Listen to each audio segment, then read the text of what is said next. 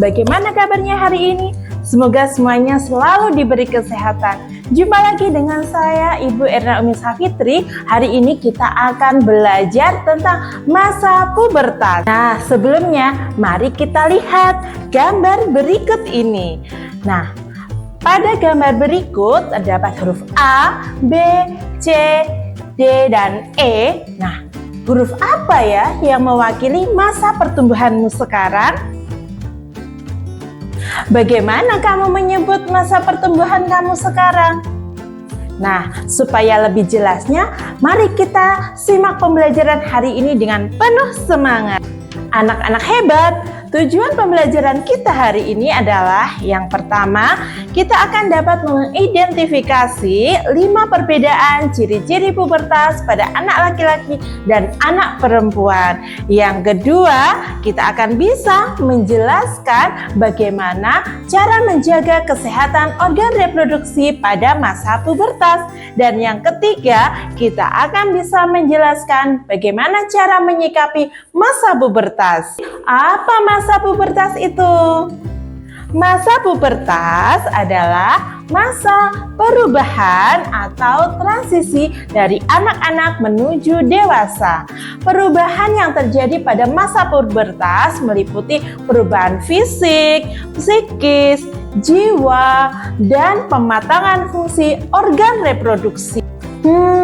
Terus kapan ya terjadinya masa pubertas? Nah, secara umum pada anak perempuan masa pubertas terjadi pada usia 8 sampai 14 tahun dengan rata-rata usia 11 tahun. Sedangkan secara umum pada anak laki-laki terjadi masa pubertas pada usia 9 sampai 14 tahun dengan rata-rata usia 12 tahun. Apa ya yang dialami pada masa pubertas? Selama masa pubertas, seorang anak mengalami banyak perubahan.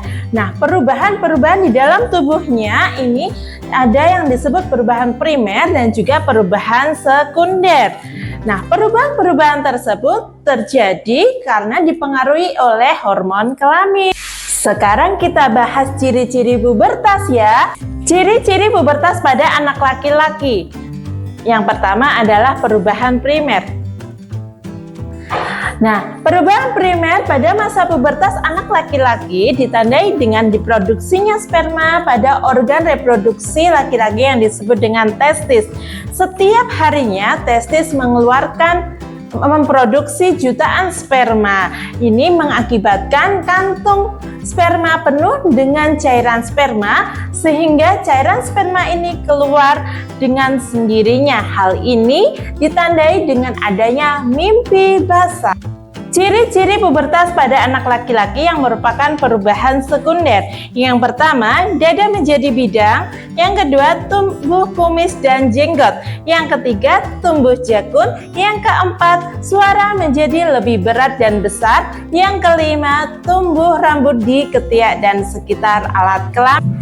Ciri-ciri pubertas pada anak perempuan yang merupakan perubahan primer, yaitu ditandainya dengan diproduksinya sel telur oleh ovarium.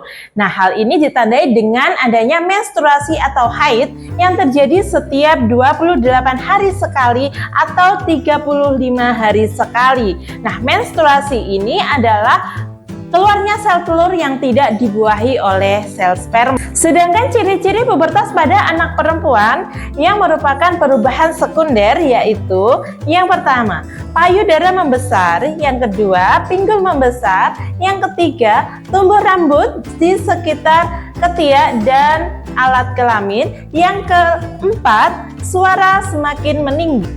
Terus gimana caranya kita menjaga kesehatan organ reproduksi?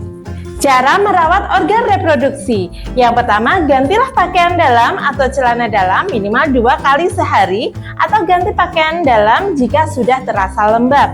Yang kedua, biasakan menggunakan pakaian dalam dengan bahan yang mudah menyerap keringat seperti kain dengan bahan katun. Yang ketiga, bilaslah setiap kali habis buang air kecil atau air besar menggunakan air yang bersih.